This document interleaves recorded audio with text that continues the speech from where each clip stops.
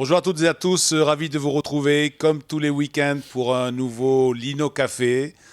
Avec moi, un invité hors du commun. Oh, vous me direz, vous savez, j'ai pas mis beaucoup de temps pour le trouver, parce qu'en fait, on s'accompagne mutuellement du lundi au vendredi. Alors avec moi, camarade président, Belaïd Bouimid. Bonjour Belaïd. Salut Lino, bonjour tout le monde. C'est un plaisir que de t'avoir aujourd'hui avec moi. Merci. Alors tu connais la règle. Oui. Bon, alors d'abord, évidemment, on va dire à nos auditeurs que nous sommes dans le salon Churchill. Le salon Churchill de notre partenaire, le Golden Tulip, à Casablanca. Et ceux qui peuvent le découvrir sur Mars TV, ils peuvent voir quand même ces Chesterfield qui sont très accueillants. Ouais. Bon, ils ont une couleur particulière. Peut-être qu'elle ne plaira pas à tout le monde, mais on laissera découvrir. Si vous voulez découvrir la couleur de ces Chesterfield, allez sur Mars TV, www.radiomars.ma. Et puis voilà, donc vous pourrez découvrir, suivre aussi ce numéro de Lino Café. Alors tu connais la règle évidemment, mon cher Belaïd. Je ne sais rien de toi. En fait, plutôt, moi, je fais semblant de ne connaître rien de toi, de ne savoir rien de toi. Belaïd Bouimid, qui es-tu? Où es-tu né? Alors d'abord Churchill. Churchill, c'est le cigare, je suppose. Et nous qui sommes dans le domaine du sport, Churchill, c'est le cigare. Et quel est le secret de votre longévité, monsieur Churchill? Les réponses, no sports. C'est vrai, il n'a jamais pratiqué le sport. Jamais pratiqué le sport. Ouais. Et il a vécu et tenu très longtemps. Très, très longtemps, Churchill. Bon. Il faut quand même dire que le cigare nuit à la santé. Oui, mais moi je le fume pas. À lui peut-être pas. Moi j'ai arrêté depuis très longtemps. Ouais. Mais ça lui portait bonheur à lui. Ouais. Donc, Par contre, puisqu'on commence par divaguer, si vous êtes de passage à Londres, allez voir le Museum of the War, le musée de la guerre. Voilà. Oui, mais il y a partout, Lino, des salons Churchill, partout où tu passes dans le monde, au Canada, partout. Et c'est pratiquement les mêmes salons. Oui. Pratiquement les mêmes couleurs. Ça change au niveau des cigares qui sont exposés, mais il y a Guevara aussi. On met la photo de... Je ne sais pas pourquoi, j'ai jamais compris. Peut-être parce qu'il fumait le cigare. Bon, je vois que tu tergiverses. Là, tu ne veux pas nous dire où tu es né, alors. Où es-tu né? Non, mais tu me dis qui suis-je. Et moi, franchement, on va se marrer, là. Tu vas me dire, je suis un citoyen du monde. Non, pas comme ça. Pas comme ça. On recommence? Oui, mais moi, j'aimerais être avec toi dans la fiction. J'adore la fiction. Ouais. Qui est capable, franchement, de dire qui il est, d'où il vient? Moi, je te dirais, je suis né dans un patelin du côté de Marrakech, qui s'appelle Tannant, que je ne connais pas, parce que j'ai été déplacé très très tôt, encore bébé, et donc ma ville à moi, d'adoption, c'est El Jadida. C'est là où j'ai grandi, c'est là où j'ai ouvert les yeux. Ce mythe de Belaïd Berbère, Souci. Non, je ne suis pas Souci, je suis du côté de Marrakech. Donc Tannant, c'est une station très connue de chasse. C'est du côté d'Azilal. Et c'est là où Feu Sa Majesté Hassan II avait invité Mitterrand, quand il y a eu cette fameuse conférence de presse, à ce lieu de chasse construit par Lyoté. Et c'est un endroit merveilleux parce que là, tu es en pleine montagne, avec tous les risques de la montagne. Et à un moment, tu découvres un espace verdoyant extraordinaire. Tu connais alors? Voilà, mais bien sûr, tu connais. On est passé, rappelle-toi, quand il y a eu les divers rallyes du Maroc. C'est vrai. Oui, on est passé par là-bas. Ouais. Un endroit très sympathique et c'est du côté d'Azilal. Mais je connais très mal. Et pourquoi tu dis à côté de Marrakech? Parce qu'au départ, c'est plus près de. Au départ, ça dépendait de la préfecture de Marrakech. C'est plus près de Beni Mellal. Après, ça a été Beni Mellal. Ouais. Et c'est comme ça, dans le cadre de la décentralisation, donc on a trimballé ces patelins d'un côté comme... Ouais, voilà. Pas loin d'Afourère. Donc, mais Jdida, c'est Jdida, c'est là où j'ai... Alors, tu débarques à Jdida. Alors, tes parents, Ton père faisait quoi? Il était dans la police. Police à costume, là. Police urbaine, on appelle ça comme ça. Et donc, la maman, c'est la femme au foyer, c'est normal. Et elle a eu en charge 5 enfants. 3 garçons, 2 filles. Voilà, donc, elle s'est chargée de leur Et éducation. au gré de sa carrière, ton père a été muté ou il est resté toujours, il était toujours policier à Jadida? Non, il a été muté. Il a été à un moment à Safi. Oui. Et donc, pas pour longtemps. Et puis, il est passé à Jadida. Mon père, c'était un ancien militaire. Il a fait la Deuxième Guerre mondiale, du côté de la France, bien sûr. Oui. Blessé de guerre. Et qui n'a jamais rien touché à ce propos. Oui. Et puis, il a été reconverti dans la police par la suite, à l'indépendance. Tu sais du qu'en tant Maroc. que fils d'ancien combattant, peut-être tu peux demander un passeport français, je crois. Je sais pas, mais. Oui, Non, mais tu me diras, bon. j'ai jamais demandé, mais en tous les cas, oui, blessé de guerre en Tunisie, a passé des stages en Et quand en tu demandes France. ton visa Schengen, on te fait toujours Oui, des j'ai problèmes. des problèmes. Tu as des J'ai problèmes. des problèmes monstres. Et à tu chaque leur fois. dis, mais attendez, mon père est un ancien combattant, il vous a Mais libéré, bien vous sûr, les blessé de Européens. guerre. Tu leur dis? Il a eu sa médaille. Tu leur dis, ils Comment vous ont libéré comment tu vas les t'expliquer Européens? avec quelqu'un. Je ne suis pas seul dans ce cas-là d'espèce, malheureusement. Il y en a plein. Mais qu'est-ce que tu veux? Il y a la dignité derrière. Ouais, ouais. Il a fait ça par conviction. Et moi, quand je fais des choses, j'en ai hérité ça au moins de Il sa a fait part. C'est la dignité. la campagne d'Indochine, non? Parce que beaucoup l'avaient Non. faite. Non, lui, non. Ils avaient doublé Lui, non. campagne d'Italie, Lui, pratiquement, et Lui, il a campagne fait, il a fait la Deuxième Guerre d'Indochine. avec les Français. Donc, il a participé à la libération. Et ça s'est arrêté à ça. Donc, non, pas à l'Indochine. Ton souvenir le plus lointain, ton souvenir de gamin, c'est quoi? C'est El Jadida? C'est la plage El Jadida ou c'est la plage de Safi? Non, sa fille, je connais pas. Je connais non, j'étais encore bébé. Non, mais c'est Jdida où je suis né. Je suis allé à l'école à Jdida. Et mon souvenir lointain, c'est que moi, j'ai grandi dans le quartier des Juifs. Ouais. Donc, j'ai été dans une école où il y avait beaucoup de Juifs. Au Mellah, Donc, non, c'est pas du côté de Mellah. Parce qu'il y avait il y a le Mellah à Jdida et il y a Sidawi, du côté de Sidawi. Ouais. Quand tu vas vers la mer, Et au nord le- du Mellah, et là, tu... Le terrain de foot était où? Parce que mon père me disait que les Roches Noires se déplaçaient à El Jadida et qu'ils allaient jouer contre l'équipe de El Jadida, ils devaient traverser le Mellah ou un truc comme ça, et puis ils arrivaient dans ce terrain de foot qui était encastré au milieu des maisons.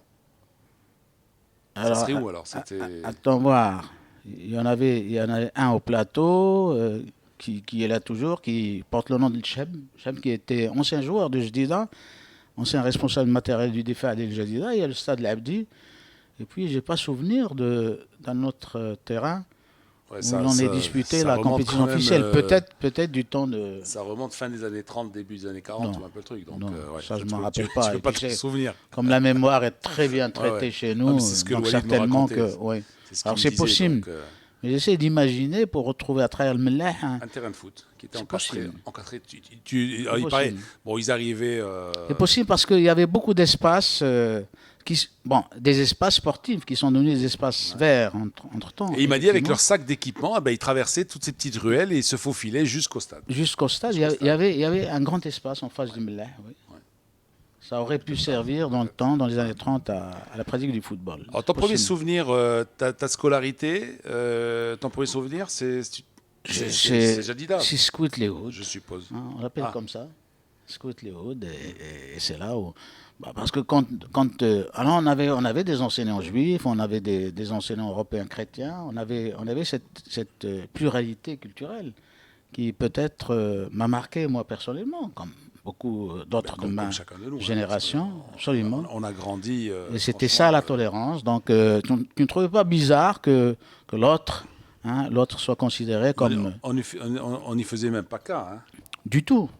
On était impliqués. Ce qui nous différenciait, c'était les clubs de foot. On a appris énormément. Ouais. C'était ni la nationalité, les ni la religion. Les équipes du foot, il y avait des Européens, il y avait des Juifs, il y a de grands sportifs. Alors quand on me dit le mythe du Juif qu'on attaque, ben, le Juif, moi que j'ai vu grandir devant moi, qui étaient mes copains, mes amis, avec lesquels on a appris la cuisine juive, les cultures juives, la religion juive, ben, c'était des gars comme nous, quoi. Il n'y avait pas de différence. C'était même souvent des gens supérieurs qui nous battaient quand ils faisaient du judo, parce qu'une grande tradition de judoka juif, effectivement. Escrime aussi. À Jdida, alors l'escrime, l'omnisport. Il ne faut pas oublier l'escrime aussi. Je sais que Jdida, l'IOT voulait en faire. D'ailleurs, il y a un écriteau encore, en marbre, heureusement préservé, conservé. L'IOT, c'est ici, alors au parc. Ça se passait au parc du côté de la plage, où il y a cet écriteau. C'est ici où, en 1912, alors je ne sais pas si c'est le général ou le maréchal Lyautey, général certainement, Lyautey avait déclaré « Je ferai de Mazagan le Deauville marocain ». Oui, ça c'est exact. Et donc c'était un lieu de refuge pour tous les Européens de... Il y avait la plage, il y avait les chevaux. Il y avait tout. On venait donc de Casa, à El Jadid, à Mazagan. C'était Mazagan à l'époque. Et d'ailleurs, c'est comme ça qu'on a eu une grande... alors je dirais quoi? Une grande institution culturelle. C'était ça, parce que bon... je suis passé par cette école primaire, ensuite ça a été le lycée Ibn Khaldoun. C'est là où j'ai fait toutes mes études. Mais à l'époque, tu vois, il y avait cet aller-retour entre Casablanca et Mazagan. Alors les Casablancais qui étaient tout le temps à Mazagan et les Mazaganais qui se retrouvaient à Casablanca, car j'ai grandi aussi à Casablanca. J'étais tout le temps à Ensber, oui. J'avais mon oncle qui habitait du côté de Ensber. Et c'est là où, dans les années 60, j'ai passé la majorité de mes vacances. À la place du marché où il y avait du côté de la Fontaine. Oui. Là, il n'existe plus. Oui, c'est vrai. Là, quand tu descends, tu vois... et puis, si mes souvenirs sont exacts, il y avait aussi une piste de roller skating, je crois. Oui. Hein? Oui. Et longtemps, sur le mur, il y avait écrit roller skating. C'est ça. Et là, tu courais, tu vois, tu montais. Il y a une petite auberge, je crois. Cette petite route qui était une pente. Et tu avais un petit sentier. Descendait. Un petit sentier qui se faufilait jusqu'à la source. Voilà. Ouais. Ben là, ouais. Et c'est là où j'ai rencontré quelqu'un de la famille. D'ailleurs, sa sœur était mariée à mon oncle. C'est Herzni, qui était l'ancien responsable des droits de l'homme, qui était philosophe de formation. Et c'est grâce à lui que j'ai été initié à la philosophie, très jeune. Je dirais qu'il n'y a pas que lui, il y a eu le Centre culturel français qui a énormément joué, tu vois, dans la formation parce qu'il y avait une formation parallèle, tu vois, l'école d'Erbil Madrasat Lihoud, on nous appelait comme ça, de manière péjorative, non, c'est parce que c'était dans le quartier des Juifs et que les Juifs avaient à côté leur école à part, donc hébraïque. Et on a découvert tellement de choses à ce niveau-là. Et donc, il y avait l'animation culturelle par des Français. On avait un petit centre culturel. C'est-à-dire qu'à l'époque, il n'y avait pas 36 000 solutions. Tu n'avais pas les consoles, tu n'avais pas la télé, tu n'avais pas les MP3, etc. Et donc, c'était soit le sport, soit la culture. Sur le sport, sur la culture. Soit tu faisais une langue, soit tu t'inscrivais dans un tu avais la plage culturel. Tu avais la plage pour le sport. Donc c'est des matchs de foot toute la journée pratiquement. À côté, tu avais le centre culturel et l'architecture, les édifications étaient faites. Quand tu sortais de l'école, tu allais directement à la plage, tu posais le cartable à même le sable. Posais le cartable, oui, tu jouais dans des matchs continuels au point parfois d'oublier les heures de classe. Jusqu'à ce que le soleil tombe. C'est arrivé jusqu'à ce que le soleil, comme partout au Maroc, partout il y avait il y a des plages. Et bon, moi, une chose très importante qui existait autrefois et qui d'abord est due aux urbanistes de l'époque, aux architectes, qui construisaient l'espace de telle manière, n'est-ce pas, que les jeunes, les enfants s'impliquent, pour le sport, il y avait des infrastructures, tu avais la culture et tu avais un théâtre. Nous sommes gâtés, nous, à Mazagan, d'avoir eu le premier théâtre du Maroc. Et c'est là, d'ailleurs, où j'ai découvert un monsieur qui s'appelle Tebs Dekri. On a noué une grande amitié, et depuis, il n'a jamais cessé d'exister, cette amitié. Eh bien, c'est là où Taïeb est venu une année, à mon indépendance, apprendre le théâtre, apprendre la pratique théâtrale.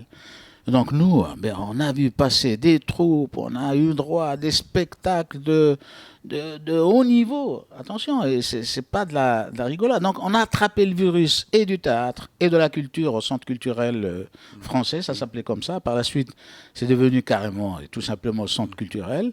Donc on avait le droit à faire des ciné-clubs, on avait le droit à projeter des films, on avait le droit à des livres. Et à côté, on avait le théâtre. Là, tu as prononcé un nom magique, parce que le ciné-club, c'était aussi quelque chose d'extraordinaire. Et à 16 ans... Est-ce qu'il y a des ciné-clubs encore? Non, de moins en moins. Si, il y en a quelques-uns. Je me souviens qu'il y avait 2 ou 3 cinémas sur l'avenue, sur le boulevard Mohamed V, ici à Casablanca, où le dimanche matin... Oui, il y avait l'Azaïm, une grande association. J'ai travaillé, moi, parce que j'ai fait de l'animation cinématographique en étant animateur ciné-club. Et j'ai été parmi ceux qui ont lancé justement le ciné-club. Ça ne veut pas dire, je ne sais pas, croiser Potemkin. Hein, non. Ciné-club, ça ne veut pas dire des films barbants. On a passé tous les classiques. On a organisé des festivals, attention, on a organisé des festivals. Moi, je peux te dire que ce qui a enrichi la culture de l'époque, on a eu des poètes, des écrivains, des journalistes, c'est grâce à cette académie à ciel ouvert, si je puis dire. Donc il y a beaucoup de gens autodidactes qui ont été formés. Ouais. Alors qu'aujourd'hui, on n'a plus ça. C'est-à-dire que, bon, tu ne vas pas à l'école, mais tu avais ces centres culturels qui pouvaient te permettre d'apprendre les langues, de te former. École primaire, tu as un souvenir particulier avec un instituteur, une institutrice? Madame Simon. Madame Simon. Une juive. Elle était comment? Grande humaniste. Extraordinaire. Tu étais amoureux d'elle comme tous les gamins, tous les gamins qui sont amoureux de leur institutrice. Tous les bambins, tu es amoureux de ton institutrice. Elle est belle ta maîtresse? Oui, elle est belle ma maîtresse. Mais c'est vrai, il y a beaucoup de soubassements oedipiens, si je puis dire, tu vois. Pas pareil de Freud, dans cette histoire du bambin qui découvre l'institutrice. Ouais.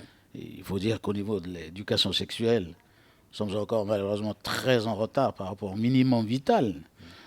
L'économie libidinale, je découvrirai par la suite en faisant un peu de psychanalyse, tu vois, elle joue. Et puis il faut dire que Jdida, il y a eu un grand écrivain qui est Al-Kbir Khatibi. Et à côté, Azmour, on a Abdel Aroui. Et donc tu vois, quand tu rêves, c'est dans ce cadre-là. Et Al-Kbir Khatibi a eu le courage d'aborder ces questions. Que chaque ville, chaque région du Maroc a son potentiel, a son patrimoine. Ses spécificités. Et son patrimoine. Et c'est vrai, et tu ne peux pas grandir dans un cadre. D'ailleurs, après, quand tu vas dans un lycée qui s'appelle le lycée Ibn Khaldoun, c'est pas rien. C'est toute une poésie. Pas rien. Tu tombes sur une grande personnalité, monstre. À l'époque, moi j'ai été pris en charge par les services culturels français à 16 ans. J'ai été formé, j'ai passé un stage à Tétouan. C'est dans une longue durée où j'étais formé à être bibliothécaire pour enfants. C'est-à-dire, j'ai été formé pour être bibliothécaire animateur d'un centre culturel, que j'ai animé d'ailleurs à Jdida. J'étais l'animateur du centre culturel de Jdida. J'étais animateur du ciné-club aussi. Et à ce moment-là, on m'a formé pour animer une bibliothèque pour enfants. Alors, que ce soit dans le monde rural, que ce soit en ville. Alors, tu sais, j'ai appris par exemple à animer une bibliothèque dans le monde rural, sans les rayons traditionnels. C'est-à-dire, tu pouvais utiliser des pierres et faire une table en pierre. Et le plus important dans une animation de bibliothécaire pour enfants dans le monde rural, c'est le discours qu'on tient. C'est pas tant le livre qu'on présente en soi, mais le discours qu'on tient sur le livre. Et puis après, décortiquer le livre et passer à la deuxième étape savante, le résumé, le ceci, cela. Et ça, on l'a fait, Lino. On l'a fait dans les années 70. Alors ça se résumait à des présentations de livres. Tu arrivais, tu parlais d'un bouquin aux gamins, ou bien ensuite tu leur laissais des bouquins, vous repassiez les prendre ou... Non, tu laisses jamais le bouquin. Si tu laisses le bouquin, il est orphelin. Automatiquement. Non, soit il le vole, soit il le déchire, soit... Ouais. Mais il n'est pas exploité dans son cadre de la lecture. Et de la lecture, du commentaire, et de l'implication du gamin et de son imaginaire, parce que lui aussi, il peut écrire un livre parallèle à celui... Parce que le problème, c'est quoi aujourd'hui? C'est qu'on peut dire à un gamin, lui taper sur la main, lui dire « tu as tort, tu es hors sujet ». Il n'y a pas pire que le hors sujet. On doit être dans le hors sujet quand on est enfant. Tu n'as pas compris, tu es un Parce que le hors sujet, c'est de la création, c'est de la production. Si le gamin est hors sujet, ça veut dire qu'il va utiliser son imaginaire et engager un maximum d'efforts pour être créatif. À la rigueur, il faut lui dire, ça, là, c'est bien ce que tu as fait, c'est bien. Mais attention, c'est pas exactement ça. Ça, c'est bien, d'accord, mais je t'ai pas demandé ça, je t'ai demandé une autre chose. Mais jamais tu es hors sujet, c'est-à-dire reste dans les normes que je te présente comme des références essentielles et incontournables. Mais à travers de ce que moi je te présente, tu peux fructifier ton imaginaire et créer, être créateur, être écrivain, pourquoi pas. On peut être écrivain à 12 ans. Rimbaud l'a été à 18 ans. À 21 ans, il a écrit sa première et dernière œuvre. Après, c'est la retraite. Donc voilà, c'est des choses comme ça, des symboliques qu'on peut utiliser, qu'on a utilisé à l'époque grâce à des encadreurs de haut niveau. Ils nous ont permis de croire d'abord en nous-mêmes, ensuite d'essayer d'être créatifs et parallèlement de traîner les autres pour en faire des... Mon cher ami, mon cher Belaïd, et là c'est vrai, hein, ce que je vais vous dire maintenant, je sais pas mal de choses sur toi, sauf tes goûts musicaux. Alors, je te laisse le choix donc de lancer une chanson, un chanteur. Tu voudrais écouter quoi maintenant? Du Melhoun. Du Melhoun? Oui. Bah oui, pourquoi pas. Du Melhoun, et moi je te dirais pourquoi. À tout de suite. Alors retour avec Belaïd Bouhemid, notre invité de ce matin, avec un Lino Café qui a démarré du côté d'Azilal, hein, ensuite Jadida. On a parlé un petit peu de sa fille, mais beaucoup de Jadida. Et puis là on vient d'écouter du Melhoun. Alors pourquoi le Melhoun? Quand je t'ai dit qu'est-ce que tu aimerais écouter, tu as dit tout de suite, tu n'as pas hésité, tu as dit Melhoun. Tu sais, c'est un engagement moral, éthique et esthétique par rapport à toute une génération d'amis. Pas tous les cités, mais c'était des ethnologues qui m'ont fait ouvrir les yeux, si je puis dire, sur le patrimoine culturel spécifiquement marocain. Le dernier à m'avoir marqué, à qui je rends hommage, qui était vieux à l'époque, qui était venu... au théâtre d'El Jadida pour donner une conférence sur le Melhoun. Et il a parlé, entre autres, du Melhoun de Kali. Et il a parlé d'Azmour. C'est Mohamed Fassi, le grand Mohamed Fassi, ancien ministre, alors là, polyglotte, qui avait une bibliothèque extraordinaire, et qui n'était pas avare en matière... Grand patriote aussi, un grand militant. Très bon bilingue. Et donc, il nous a fait découvrir à l'époque le Melhoun de Kali à travers... Quelles sont les caractéristiques du Melhoun? À travers Azmour. Tu sais que Azmour, c'est une grande cité qui a précédé et préexisté à Fès, par exemple. Ça, on l'oublie souvent, mais c'était une cité référence dans le monde du savoir et de la culture. Et elle a donné, entre autres, en plus des personnalités politiques et autres, elle a donné une production culturelle extraordinaire dans le Melhoun. Et il y a eu des échanges, et donc le Melhoun Zmouri a inspiré le Melhoun du côté de Meknès et d'ailleurs. Et c'était un moyen de création, une sorte de brassage entre la langue arabe classique savante et la langue populaire parlée. Et quelqu'un comme Taïb Sderri a aussi travaillé sur le Melhoun, parce que le Melhoun traverse la majorité de l'œuvre théâtrale de Taïb Sderri. Et puis, il y avait La Passade, Georges La Passade, qui lui a travaillé sur le folk. Il avait une position idéologique sur le Melhoun pour parler, comme il disait, parler de la culture bourgeoise. C'était ça. Lui, c'est Vincennes, donc c'est le marxisme classique, anarchiste, beaucoup plus. Roland Barthes est passé aussi par Jadida, le grand Roland Barthes. Tu sais, tu t'imagines. On parlera tout à l'heure ensuite. Alors, c'est des gens qui... Des personnalités de Jadida. C'est des gens qui, tout en étant, si tu veux, des savants de haut niveau, des académiciens dans leur pays, défendaient les cultures spécifiques de l'autre côté. Et c'est eux qui nous ont fait prendre conscience de notre spécificité culturelle. Bien qu'ils ne comprennent rien, souvent pas grand-chose justement à ces cultures, nous ont encouragés à retrouver l'essentiel, le savant dans ce qu'on produisait comme culture populaire. Alors, on revient au lycée Ibn Khaldoun. Hein. Tu termines... tu passes un bac quoi? Un bac philo? Un bac... oui, un bac appelé comme ça, oui. Ça s'appelait comment? Bac de lettres. Bac de lettres. Ouais. Ouais. C'est ça. bac. À l'époque, tu vois, il y a eu le lycée, mais le bac était passé à Casablanca. Donc on était dépendants, nous, de Casablanca. Ouais. Et le bac que j'ai eu à la deuxième tentative. Parce que tu sais, le bachot, là, C'est-à-dire il y avait une deuxième tentative ou bien oral de contrôle? L'oral de contrôle existait toujours. Non, deuxième tentative, pas l'oral de contrôle, non. Oui, c'est ça. C'est la deuxième tentative. Donc, j'ai eu ce bachot. Et tu sais, le système pédagogique de l'époque était tellement archaïque par rapport à ce dont on parlait, nous, parce qu'on pouvait être autodidacte. Et tu vois, si au niveau du bac, on t'interroge sur un thème et que toi, tu le traites, tu sais qu'à l'époque, hein, quand tu apprenais des choses, tu voulais faire la frime, hein, dire, on connaît des choses. Hein, ouais. Il m'interroge sur Platon. Non seulement je vais parler de Platon, mais je vais ajouter Nietzsche. Ah bon? Et tu te faisais avoir au niveau du hors-sujet. Pas dit hors-sujet, là? C'est pour ça je t'ai parlé tout à l'heure du hors-sujet, parce que moi, j'ai vécu dans ma chair. Alors, quand on dit de parler de Platon, par exemple, tu parles de Platon. Et heureusement, parce que par la suite, tout ça va disparaître. Tout ça va s'écrouler comme un château de cartes, comme on dit. Alors, est-ce que tu as fait des études universitaires après le lycée? Oui. Oui, j'ai fait... Alors, j'ai commencé par la philo. Tu as commencé par la philo.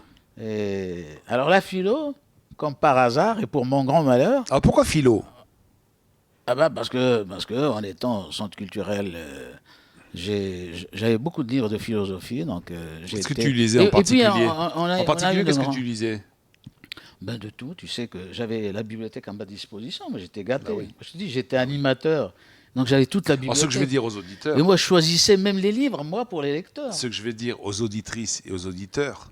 Alors, tous les matins, lorsqu'on termine l'émission, à Mars Attack, on s'achemine vers un petit café, où on prend un petit déjeuner beldi, avec mkharash, avec zit zitoun, avec un peu de miel, etc., amnoudlouz, etc. Et puis, il y a un bouquiniste. Doukali, qui est Doukali d'ailleurs. Voilà. Et ça, on ne plaisante pas. Franchement, c'est la vérité. Doukali. Et ben, systématiquement, Belaïd arrive toujours en retard. On est tous attablés. 10 minutes après, il arrive avec quoi? Avec un bouquin. Ouais. Parce que tous les jours, il achète un bouquin. Il a toujours des revues sous le bras, mais un bouquin, j'en trouve. J'en offre aussi. J'en offre beaucoup. Aussi. J'en offre surtout aux enfants, aux orphelinats. C'est vrai. Et le dernier à avoir, pas offert. Alors moi, j'ai été à une signature de Driss Charibi. C'était la dernière conférence de Driss Charibi. J'arrive, donc je prends tous ces livres qui étaient allés exposer et j'y vais pour des autographes. Je m'étais mis d'accord avec Mjid pour qu'on achète des livres de Driss Charibi et qu'on les offre à des orphelinats ou à des gamins de son association Mjid. Et Driss Charibi me dit, je les mets en ton nom, je dis non. Vous le mettez au nom de X. Il me dit, pourquoi? C'est quoi ça, X? Je dis, parce que je vais les offrir à un orphelinat et c'est X. X, il va lire ton livre. Mais il a failli pleurer, Driss Charibi, tu sais, un négné et tout. Il m'a dit, mais alors là, tu me joues un sale coup, quoi.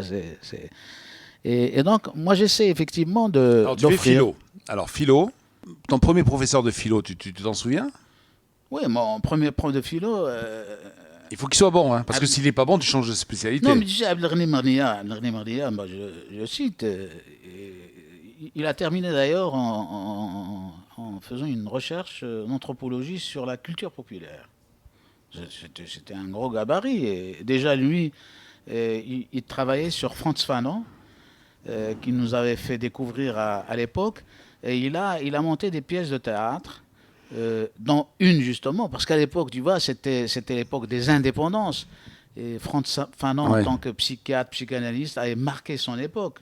Et puis, il y avait tout ce déchirement entre le Frantz Fanon qui s'installe en Algérie, qui devient algérien d'adoption et qui a marqué, mais vraiment la culture jusqu'à aujourd'hui. Il a marqué Sartre, il a marqué Simone de Beauvoir, il a marqué tout le monde. Donc, c'était quelqu'un qui était engagé dans ce sens-là, justement, de l'idéologique à travers les philosophies. Il a changé entre-temps. Il a changé, il n'est plus dans l'idéologique aujourd'hui, et il s'est engagé dans l'anthropologie, et d'où la culture populaire. Il est des Essaouira, Lino, parce que je parlais des Essaouira. Les Essaouira qui m'a énormément marqué. Parce qu'aujourd'hui, quand on parle du festival des Gnawa, ben ça paraît facile. Moi, je peux vous dire que ce festival des Gnawa, il a été minutieusement construit par des militants aujourd'hui inconnus de tous, dans Mernia, dans la Passade, dans les militants. La première expérience des Tagada, et ça c'est à la fin des années 60, et c'est des gens qui ont valorisé cette culture des Gnawa. On parle beaucoup de Jilala, on parle de Nasri, et puis on ne parle pas beaucoup de Tagada. Oui, Tagada, on n'en parle pas, alors que c'est la musique, la culture musicale, populaire, rurale. Et c'est très important dans ce processus de folk populaire, comme disait la Passade de l'Ahmou, qui a énormément travaillé sur la culture populaire, sur Gnawa. Il y avait Boujma al-Khdar qui était physicien, pro de physique à la fac, et qui a tout sacrifié pour les arts plastiques, pour la magie. Tu sais, quand tu allais à la petite maison à Essaouira de Boujma al-Khdar, tu avais quoi? Tu avais un diable, jeune, tu vois, le bème. Quand tu rentres, c'était ça, que des fantasmes sur la magie populaire. Et ils tenaient des soirées, déjà à l'époque des Gnawa, des lilas avec le respect scrupuleux de tout ce qui est tradition populaire. Et ces gens-là, tu vois, qui ont travaillé, tout le monde les ignore. Si, il y a eu quelques textes de Georges Lapassade. Georges Lapassade qui a enseigné et encadré un département d'ethnologie populaire à Vincennes. Vincennes où je suis passé aussi, grâce à Lapassade, parce qu'après... ça a été cette expérience à Vincennes, et il a été parmi les premiers, sinon le seul peut-être, à avoir fait voyager des Gnawa dans une université pour donner des conférences en tant qu'académicien. Parce que la Passade, qu'est-ce qu'il disait? Il disait des gens comme Paco, comme LL, ce sont des gens qui apprennent sur le tas, et ils ont un savoir à transmettre. Et ils allaient à Vincennes pour enseigner aux étudiants français la culture populaire à travers la musique gnawa. Ils étaient rémunérés pour ça en tant que conférenciers. En tant que conférenciers. Tu étais sur les bancs de l'amphithéâtre alors, à Vincennes? Oui, je suis passé par Vincennes. Après la philo, j'ai fait le journalisme. Donc Rabat, donc université. Rabat, université, alors l'UNEM, dissolution de l'UNEM, alors des problèmes, comme tout le monde, j'en ai eu. Donc, tu étais fiché déjà par fiché, les services de police? Oui, fiché, arrêté. Bon, ça, je ne préfère pas en parler. Pas condamné. Mais l'UNEM, non. J'ai eu la chance quand même d'y échapper grâce à Aliata. Aliata qui s'est porté garant justement pour que je ne sois pas condamné en tant que gauchiste. On disait ça comme ça à l'époque. Et bon... Bon, ça a été journalisme aussi. Et tu sais pourquoi on faisait journalisme à l'époque? Parce qu'on n'enseignait pas en fait le journalisme, on enseignait le droit public. Donc, comme déjà nous, on faisait sciences politiques, après avoir abandonné la philo, quand on l'avait arabisé, on a été renvoyé de la fac. Donc, tous les philosophes d'or. Donc, on a fait journalisme. On est allé. Les philosophes. Oui, on craignait les philosophes.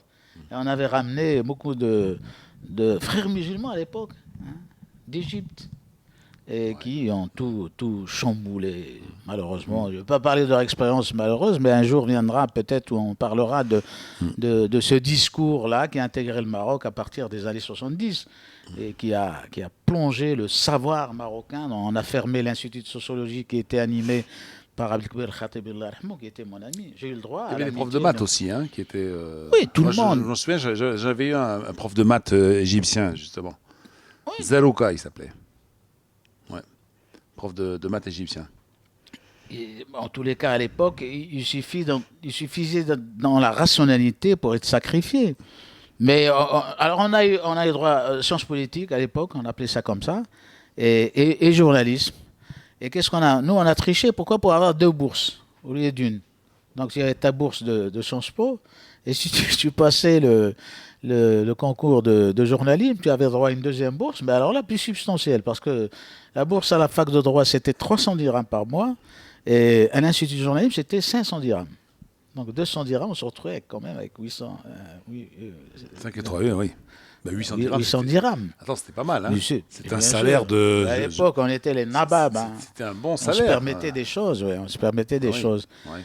Et bon, voilà. Alors, Casablanca, parce que là, finalement, donc, déjà, tu es passé à Rabat. Ensuite, Vincennes. Non, mais en restant à Casa. En restant toujours à. Non, restant à Casa. Ton oncle à Isseba. Oui, Casa à Isseba. Ou tes parents, ou ton père. M'arrive à un moment. Non, solitaire. Non, solitaire. Moi, je me suis pris en charge très, très tôt. J'ai failli être d'ailleurs être dans le journalisme directement, sans passer par toutes ces. J'ai écrit dans l'opinion. Oui. Et ça, Najib Sami ne le sait pas. Mais dans les pages culturelles, j'ai fait quelques textes quand même dans l'opinion dans les années 70. Et j'ai failli convertir au journalisme et à abandonner les études, le circuit universitaire classique. À Vincennes, tu es resté combien de temps? Pas une année pratiquement. Une année à Vincennes, à Sorbonne, à la Sorbonne Nouvelle, où j'ai rencontré Mohamed Harkoun. J'ai été pratiquement le premier journaliste à interviewer pour un quotidien Mohamed Harkoun et à parler de l'œuvre de Mohamed Harkoun, que j'ai découvert à Paris. Là, j'ai rencontré aussi, j'ai assisté à des cours de Michel Foucault, j'essaie de me rappeler, mais il y avait toute une génération. Deleuze, mais qui connaissait Deleuze à l'époque? Deleuze qui n'a jamais quitté Paris, qui est devenu l'un des plus grands philosophes justement du siècle dernier, mais qui est resté parisien. Peut-être il n'a jamais quitté son quartier latin, je crois, je suppose, où il a vécu pendant toute sa vie. Mais il était universaliste. On aurait dit qu'il a fait le tour du monde. On dirait Ibn Battuta. Sans sortir du boulevard Saint-Michel. Sans sortir de son quartier. Oui. De son quartier. Deleuze, qui encore. Claude Lévi-Strauss, Lacan. J'ai été à des séminaires de tous ces grands qui, à l'époque. Et ce qu'il y a d'extraordinaire, c'est que, tu sais, sans parler de Roland Barthes. Alors, Roland Barthes, c'est lui qui m'a le plus marqué. D'ailleurs, je vais te montrer dans ma bibliothèque. J'ai tout un rayon Roland Barthes où il y a pratiquement le tout Roland Barthes. Et ce rayon-là, je voudrais un jour le dédier à des jeunes chercheurs. Parce que ça m'a demandé un effort monstre. Mais c'est quelqu'un qui, dans les cours, tu sais, au Collège de France, on y allait. Si tu n'allais pas 4-5 heures avant, tu ne pouvais pas accéder à son cours. Alors, au Collège de France, on avait installé des salles avec des écrans. Donc, tu allais directement à la salle où était dans la conférence de Roland Barthes. Et tu avais une deuxième, troisième, quatrième salle où il y avait des écrans. Toutes les salles. Déjà ouais. À l'époque déjà. Toutes les salles étaient archi-combles. Oui, avec les moyens rudimentaires de l'époque. Hein. Il y avait encore problème de micro. On ne pouvait pas enregistrer de cette manière-là. C'est pour ça qu'on a perdu la majorité des conférences de Roland Barthes. Mais on le faisait avec des cassettes. Et lui-même, il le disait. Il disait, s'il vous plaît, pour ceux qui ont enregistré le cours de la dernière fois, prière, s'il vous plaît, de l'échanger avec un Japonais, par exemple, les étudiants japonais. Il y avait des Asiatiques, il y avait des Américains, il y avait le pluriculturalisme. Avec, bon, là... Et Roland Barthes est passé par Judida. C'est pour ça que c'est à ça que je voudrais en venir. Qui était privilégié, alors. Il savait, lui? Il venait du côté d'Ezmour. Est-ce qu'il disait, y a-t-il un Jidi dans la salle? Non, j'allais le voir. On s'amusait. Il nous a énormément aidé, Roland. Il nous invitait, des trucs. Et les autres étaient jaloux, les gens essentialistes, hein, les gens sérieux qui se prenaient pour des thésards. Ben, ils croyaient que nous, comme ils nous saluaient chaleureusement, on était aussi des intellectuels de haut niveau. Nous, on en profitait. Hein. On était respectés, tu vois, par des thésards. Non. Et Roland, il venait du côté d'Ezmour. Il y avait un petit quartier hôtel. Quartier latin, tu trouves ton bonheur, toi, quand tu vas au quartier latin. Tous les bouquinistes, à part les bouquinistes qui sont sur la scène, là, les fameux bouquinistes, bon, c'est surtout pour les touristes, je dirais, bon, c'est plus... Ouais. Hein. Mais par contre, il y a de véritables trésors hein, dans les... Absolument. Au quartier à Saint-Germain. Absolument, là, tu es très, très bien servi. Là. Oui, tu as le bouquiniste. Tu as des doukalis tous les 10 mètres. Et tu as le bouquiniste, oui. Sauf que... les prix ne sont pas les mêmes. Tu sais, Doucali, il aime l'orac. Hein. Je dirais un raciste, entre guillemets, non. Mais eux, quand même, les bouquinistes à Paris, c'est des gens de savoir, c'est des intellectuels, attention. Ouais. Eux, ils connaissaient, ils t'orientaient, ils discutaient même d'un livre avec toi. Proust, hein.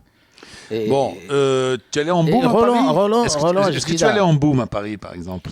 Oui, bien sûr. Parce que tu fais très sérieux, là. Mais Bien sûr. est-ce que tu goûtais quand même l'autre côté, Non, mais tu sais, l'autre phase de la vie parisienne?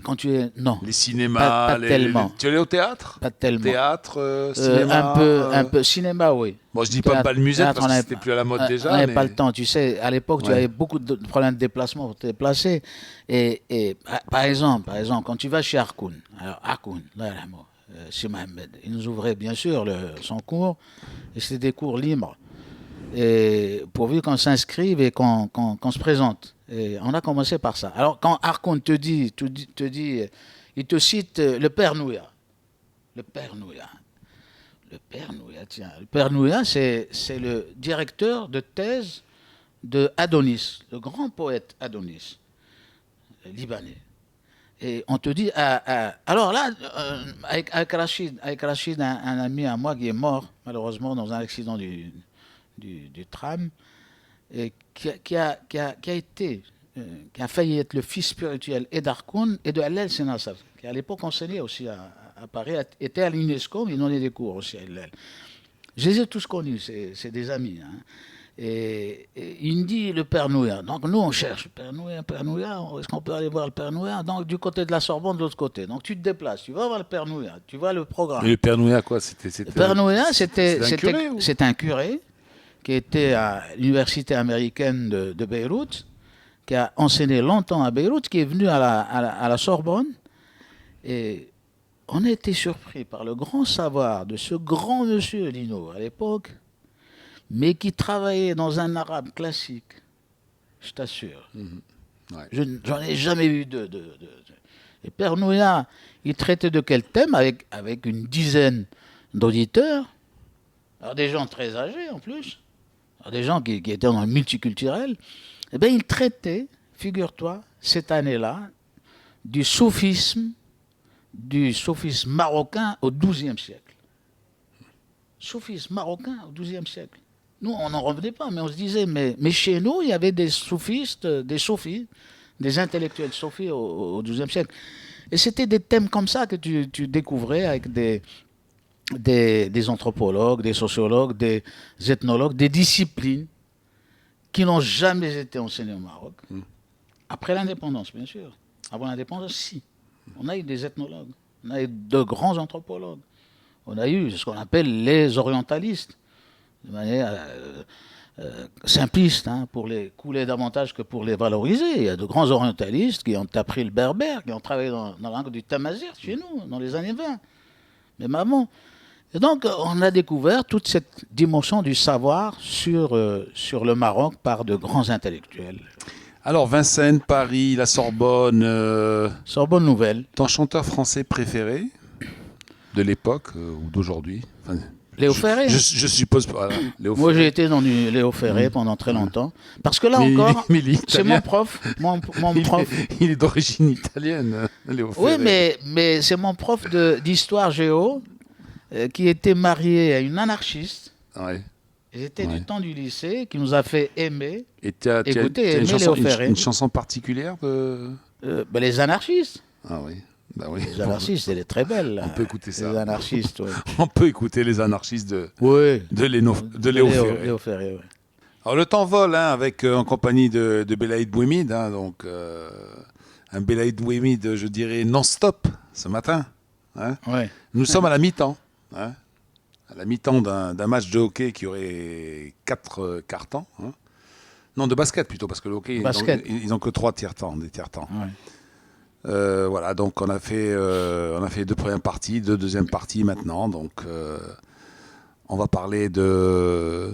Alors tu reviens de Vincennes, hein, tu reviens de Paris. Ouais. Et tu t'installes où? À Casablanca? À Casa. À Casa. Casa, le journalisme. Journalisme. Alors qu'est-ce que tu fais? Tu vas chez Aliata tout de suite? Aziz Blel. Ah. C'est Aziz Blel. Bon. Donc, qui a été alors, est-ce que Paris, ça t'a fortifié dans tes idées ou tu t'es mis à douter ou tu étais encore plus rouge que quand tu es parti? Ah non. Moi, je crois que Paris... C'était aussi rouge que c'est chez Chesterfield, là? Non, Paris m'a sauvé. M'a sauvé de l'approche idéologique, ouais. Mais avant qu'elle ne brûle. C'était fini. Hein. Avant que Paris ne brûle. Ou après? Après que Paris ne brûle. Après que Paris... Alors Paris t'a sauvé. Paris t'a pris dans ses bras comme Enrico Macias, peut-être, non? Oui, j'aurais pu rester. Je suis adapté vite fait. Il y a des copains qui sont restés. Un qui a fait psychanalyse par la suite, qui a travaillé là-bas, qui a fait un essai infructueux malheureusement à Casablanca, parce que tu sais, pratiquer la psychanalyse, on sait, la psychanalyse, c'est pas aisé. Donc, non, il exerce toujours à Paris? Il est mort. Il est mort d'une mort subite. Il faisait du sport, il faisait du jogging, il est tombé, il ne s'est plus relevé. Rachid, un grand monsieur, humaniste. Non, moi je crois que, tu sais, le meilleur moyen pour sauver les gens de l'idéologie, c'est de les impliquer dans le savoir. Il est impossible, tu vois, quand tu lis, par exemple, quand tu étudies des philosophes, alors la Grèce, le monde musulman, les humanistes, comme dirait Feu Mohamed Al-Koun, il est impossible de tomber dans l'idéologie. Parce que quelque part, en idéologie, il y a beaucoup de naïveté. Il y a beaucoup de naïveté. Par exemple, des notions comme la notion du peuple, pour le politicien, c'est des références qui donnent lieu à des convictions et une pratique. On appelle ça la praxis pour les marxistes. Mais quand tu creuses, quand tu dis le peuple, eh ben, le peuple en tant que notion, Khatib, par exemple, a travaillé sur le concept peuple. Dans l'histoire de l'évolution, la première apparition du terme peuple, la notion de shab, et il a creusé la notion de shab, peuple en arabe, qui donne shab, qui veut dire tout le contraire de sa dimension, à savoir que le peuple veut dire sha'aba, ça veut dire farraqa, ça veut dire diviser. Alors, sha'aba, c'est la complexité labyrinthique, c'est comme si tu étais dans un labyrinthe. Un labyrinthe divise, plutôt de réunifier. Et donc, quand tu discutes philosophiquement à ce niveau-là du débat, tu vois, d'une notion comme le peuple sur lequel est basée toute notion politique. C'est très fort comme métaphore, le labyrinthe, parce que c'est vrai, absolument. Soit tu considères les bras du labyrinthe comme des tentacules qui s'échappent, soit ça te ramène vers le centre du labyrinthe. Absolument. Et ça te maintient à l'intérieur du labyrinthe. Oui, mais tu es toujours perdu. Ouais. Quoi qu'il arrive, tu es toujours perdu. Voilà. Tu peux être la victime de... Et justement, tout le débat portait sur l'analyse des concepts. Il faut dire que aussi, j'ai assisté en tant que candidat libre à des séminaires d'Abdel Alaoui, le grand Abdel Alaoui, qui est venu à la faculté de droit à l'époque et qui enseignait aux politologues l'idéologie arabe contemporaine. C'est le titre de l'un de ses livres qui a connu un grand succès à l'époque et qui a été censuré malheureusement. Je ne comprends pas, un problème de recherche, d'études en sciences politiques, qui était venu à l'invitation du doyen Bennouna, grand monsieur du droit international aussi. Et Abdel Alaoui avait enseigné des concepts. Et là, si tu es politique, engagé politiquement, tu peux l'être quand tu es consommateur de l'idéologique.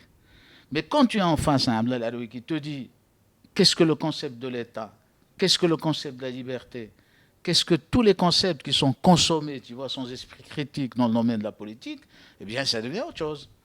Tu ne peux plus être le militant, tu vois, moutonné, comme ça, panurge. Non. En fait, il sème un petit peu le doute chez toi. Il sème le doute dans tes convictions. Dans un esprit, je dirais, scientifique répondant aux sciences humaines. Parce que là, je dis, on parlera des sciences humaines et du sport. Parce que ça, c'est très important. Ouais. Parce que j'ai été sport. Hein. J'ai été sportif, sport, football particulièrement. Football, non, omnisport. Parce que je dis là, c'était la salle qui s'appelle aujourd'hui la salle Najib Nahami, mais on l'appelait la salle des sports. À l'époque, c'était la première salle construite en Afrique. C'était le premier parquet. Ouais.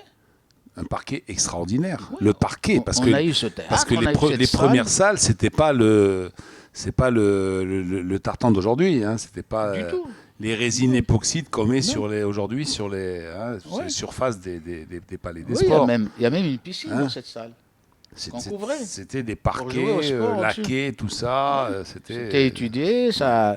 Derrière, il y avait de la créativité, de l'art et de l'intelligence. Donc, ton premier job, ton premier boulot, ton premier salaire. Journaliste. Alors, ou à l'Opinion? Ou à l'Opinion, tu étais pigiste simplement? Al-Bayan. Je suis. Alors, tu débarques à quelle année en Al-Bayan? 77. En 77. 77. Al-Bayan. C'est-à-dire, je deviens officiel. Je collaborais, comme je l'ai dit, à divers journaux. On écrivait dans Maghreb Info. Alors, ton premier boulot, c'est quoi? Alors, tu es reçu par qui? Par le rédacteur en chef? Non, par Ali Ata en personne. Ali Ata en personne. Ah, ouais. Ali Ata en personne. Et donc, Et donc, moi, je viens avec mon savoir, mes illusions. Est-ce qu'il fallait montrer patte rouge pour entrer à Al-Bayan ou non? Non. Ou tu pouvais être, par exemple, apolitique? Non, pas avec Ali Ata. Ali Ata, j'en garde un bon souvenir. Bon, l'histoire de Ali Ata est très, très complexe aussi. Il faudrait qu'un jour, on revienne dessus avec Fahd, avec tout le monde, pour ceux qui l'ont connu et qui voudraient travailler dans le cadre de la fondation Ali Ata qui existe. Mais moi, personnellement, quand j'ai rencontré Ali Ata, il a été très très dur avec moi. Mais il m'a accepté. Alors, moi, je me souviens les premiers mots de mon maître Daniel Pilar, ce qu'il m'avait dit. Toi, la première leçon de journalisme, parce que je suppose qu'il te donne une première leçon. Ouais. Alors, laquelle est-ce? Qu'est-ce qu'il te dit, ton premier? Et quand tu sors, tu dis, ah, ça, il va falloir que je me rappelle toute ma vie. C'est le marbre. Le marbre. Première leçon, c'est le marbre, c'est le terrain. C'est extraordinaire chez ce bonhomme. Parce que là, tu sais, c'est moi qui ai lancé les passes sportives, Albert. Non, mais c'est vrai, parce qu'en fait, là, tu parles d'un directeur de journal, chef de parti politique, etc. Non, journaliste. Bon, aussi. Journaliste. C'est très important. Il y avait Moulay Ahmed Alaoui. Journaliste. Il y avait directeur de journal, quand même. Donne-moi 3-4 noms de politiciens journalistes. Oui. On a Mohamed Hassan Louazani dans les années 30, on a Ali El-Fassi, on a Moulay Ahmed Alaoui, on a Ali Ata qui encore. Si, Rallab. Rallab aussi est un politique qui a été journaliste, mais ils ne sont pas nombreux. Non, je veux dire, c'est qu'à l'époque, le directeur du journal mettait la main à la pâte. Mais il était journaliste. C'est comme si aujourd'hui, par exemple, le directeur de journal lui disait au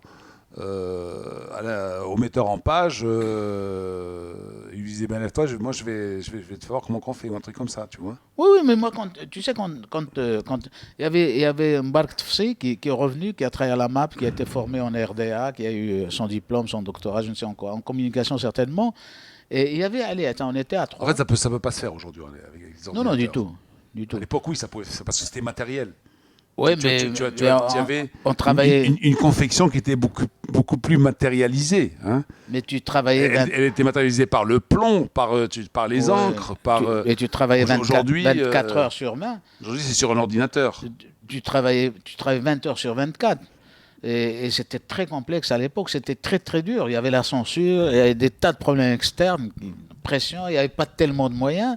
Et tu avais ce grand monsieur qui était journaliste, qui faisait l'éditorial. C'est lui qui rédigeait l'éditorial, qui le traduisait. Et c'est très important, Lino. Pourquoi? Parce que, tu sais, quand tu as affaire à un politicien journaliste, tu es respecté en tant que journaliste. Et là, c'est pour ça que je te dis, le flair, il était très dur. Et bon, on a eu 2 collaborateurs. Il y a Simon Benis, qui était journaliste. C'était un journal qui n'était pas recommandé à l'époque. Hein. Du tout. Non. Du tout. Parce que moi, j'ai une petite anecdote. J'ai un beau-frère. Hein, ouais. Et son épouse, elle travaillait, je crois qu'elle était enseignante à Descartes ou un truc comme ça. Et puis des copains qui étaient dans les services de police, ils ont dit, tu sais, c'est pas bien, on voit ta femme tous les matins, elle va acheter le Bayan. Et elle rentre au lycée Descartes avec le Bayan sous le bras. Ouais. Est-ce que c'est vrai? C'est vrai, ça? Oui, mais bien sûr. Ça existait, c'est pour ça qu'on faisait la vente militante. Tu avais quelqu'un comme Aziz Blel qui était quand même docteur en économie, enseignant intellectuel, qui venait face à la comédie vendre Al-Bayan aux artistes. On faisait la vente militante à l'époque. Khalid Nassiri, qui était avec nous, il était pigiste à l'époque. Et ce sont des gens comme ça, des universitaires, qui faisaient le relais quand Ali Ata, qui était devenu député à l'époque, n'avait plus le temps de faire les éditos. Alors, Al-Bayan, moi je connaissais bien, un prix Gemma, c'était. Ouais. Alors, tu sais pourquoi je connais bien un prix Gemma? Ouais. Parce qu'un prix Gemma, à l'époque, la Chambre de commerce italienne imprimait son bulletin là-bas. Je ne sais pas si tu te souviens. Un prix Gemma, c'est l'UMT. Hein. C'est l'UMT.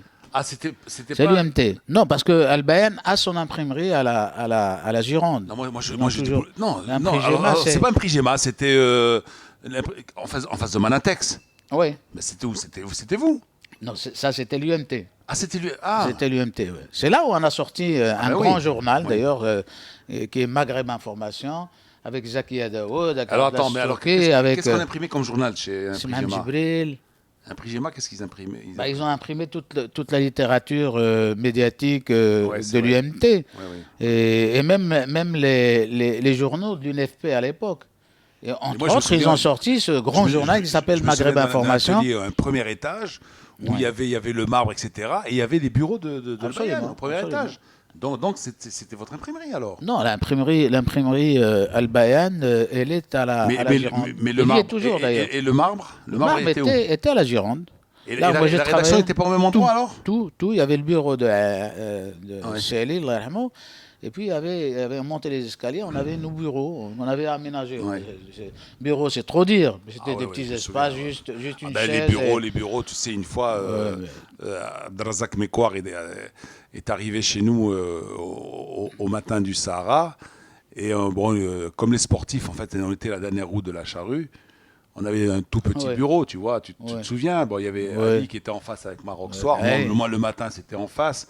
On avait deux petites pièces, je sais pas, c'était quoi? C'était 6 mètres carrés, un truc comme ça ou... Je sais ce que c'est. Avant que j'emménage dans le bureau de Daniel Pilar, qui était beaucoup plus grand.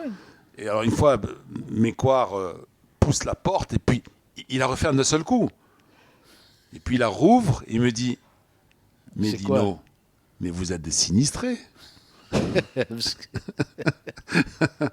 Là, oui, mais moi j'ai travaillé j'ai travaillé plus de 10 ans. Je dis, écoute, on n'a pas les bureaux de l'OCE ici. J'ai passé quelque chose comme 10 ans avec Ali Larhamo aussi. Hein. J'étais le nègre, si tu veux, de Ali. Il aimait à dire à Mjid, j'ai mon nègre blanc qui arrive. Si, j'ai travaillé avec Ali, je lui dois énormément. Alors c'était difficile, parce que tu parles, à l'époque, c'était la censure, tu faisais attention à ce que tu devais écrire. Et toi, dans ton fond, alors qu'est-ce que tu te disais quand, par exemple, tu t'es pas un petit peu frustré de ne pas pouvoir écrire ce que tu voulais on y croyait, nous. On était beaucoup plus des militants que des... C'est là où l'intellectuel qui débarque, qui a fait la Sorbonne, qui a fait ceci, cela, tu vois. Par la suite, Nadir et Fed vont arriver 2 ans après. Ils sont arrivés en 79. Et eux aussi, Sorbonnard, attention, Thésard, tout ce que tu veux. Et ils tombent sur qui? Sur l'Instit. L'Instit, le journaliste. Et la problématique à laquelle on était confrontés, c'était le savoir, les technocrates, les universitaires. D'autre côté, l'autodidacte. Et l'État, tu sais, qui nous a réappris la langue française. Attention, stylo rouge, bic, y compris pour Nader Larhamo, y compris pour Fen. On n'écrit pas comme ça. Tu sais, 2 verbes se suivent, le deuxième se met à infinitif. C'est une génération... des choses, d'autodidacte, mais très fort. C'est une génération qui n'avait pas besoin d'avoir un bac plus 7. Hein. Oui, mais... C'est une génération qui, avec le BEPC, le brevet, ça suffisait largement, amplement. Non, mais quand tu te faisais... Ils avaient une culture exceptionnelle. Lino, quand tu te faisais l'éditorial, moi je t'assure, aujourd'hui, plus aucun politicien ne fait l'éditorial. Plus aucun dans la classe politique. De gauche, de droite, du centre, de tout ce que tu veux. Sors-moi un seul qui fasse un éditorial de la manière dont on le faisait à l'État. Tu vas te faire encore des amis ce matin. Pourquoi? Tu n'as qu'à me montrer le premier éditorial, je féliciterai pour ça. Ça n'existe plus. Les politiciens sont occupés à faire de la politique. Ils font plus de journalisme. Donne-moi un seul journal, il y a des rubriques libres. Alors que justement, ces journaux, comme El Bayan, ces journaux de parti, partisans, appelez-les de leur vrai nom. En Europe, par contre, tu as le chef du parti, le secrétaire, mais qui est écrivain, qui prend sa plume. Il fait l'édito. Bien sûr. L'orientation, c'est lui. Ou l'orientation, au moins, il donne les grandes lignes. Oui, mais à l'UNFP, on a eu Abdallah Ibrahim Larhamo, qui était un grand monsieur aussi de la plume. On a eu Mustafa Al-Qarshawi, je peux t'en citer plein. On a eu Abdrahim Bouabid qui écrivait, mais bon, qui était avocat, mais pas journaliste. Mais n'empêche, c'était quelqu'un qui prenait position, il prenait sa plume pour... Tu m'as dit, j'ai lancé les pages sportives, c'est-à-dire quoi? C'est-à-dire que le sport n'avait pas beaucoup d'espace dans les colonnes? Non, c'était bigarré, c'est-à-dire on faisait des papiers, alors là, noyés dans les pages du journal, mais il n'y avait pas un espace sport.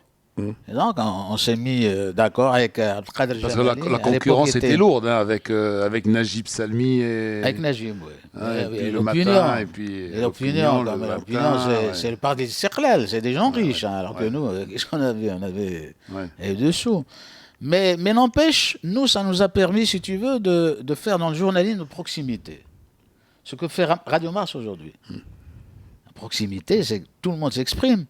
Bien sûr, dans le respect de l'éthique, hein, pas quand même... Non, et puis proximité, par exemple, je pense au football travailliste, par exemple. Le football travailliste, ils étaient chez eux. Hein. Ils venaient avec l'éditeur. Abdelkader Smley, il venait avec son éditorial. C'est le camarade qui débarquait.